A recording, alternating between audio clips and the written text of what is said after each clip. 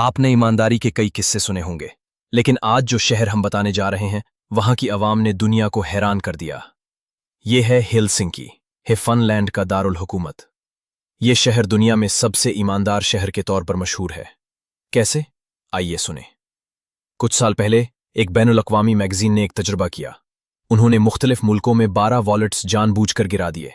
हर wallet में असल पैसे, शनाख्ती कार्ड और नंबर मौजूद था। हेलसिंकी में भी 12 बिटवे गिराए गए। हैरान कुन बात सुने, इन 12 में से 11 बटवे लोगों ने खुद वापस कर दिए। न किसी ने पैसे रखे, न मालूमात छपाई। ये साबित करता है कि वहां के लोग सिर्फ कानून से नहीं, ज़मीर से भी जवाबदेह हैं। फनलैंड के स्कूलों में बच्चों को छोटी उम्र से ही दयानत, इंसाफ और दूसरों का ख्याल रखना सिखाया जाता है।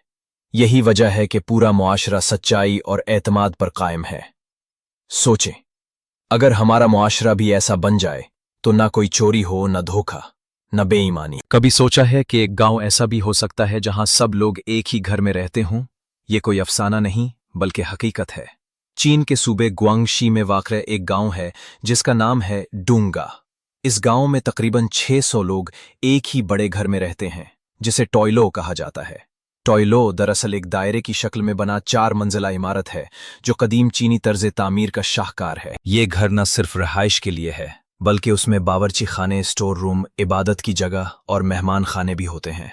ये घर इतना मजबूत है कि सदियों से खड़ा है और जलजलों, बारिशों और जंगों का भी सामना कर चुका है।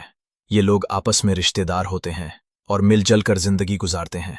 यहाँ झगड़े नहीं होते क्योंकि सबको मालूम है कि घर एक है, दिल भी एक होना चाहिए। दिलचस्प बात यह है, ये घर न सिर्फ फन तामीर का शाहकार है बल्कि अक़वाम मुत्तहिदा यूनेस्को ने उसे आलमी विरसा करार दिया है।